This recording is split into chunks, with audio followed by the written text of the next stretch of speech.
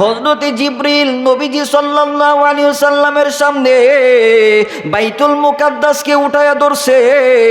যখন বাইতুল মুকাদ্দাস মসজিদুল আকসাকে উঠায়া ধরছে, মুসলমান বাবাজি, নবীজি সাল্লাল্লাহু আলাইহি ওয়াসাল্লাম সবার সামনে ভরা মজলিসের মধ্যে ডাক দিয়ে বলতেছে, মসজিদুল আকসার দরজা এতটা, মসজিদুল আকসার জানালা এতটা, মসজিদুল আকসার এ সাইডে এটা আছে, ও সাইডে ওটা আছে।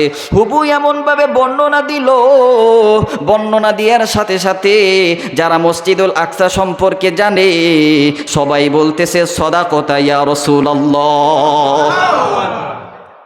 সবাই সাক্ষ্য দিচ্ছে, নবীজি আপনি সত্য বলেছেন, আপনি যেভাবে বলেছেন হুবহু অনুরূপভাবে মিলে গেছে। সুবহানাল্লাহ।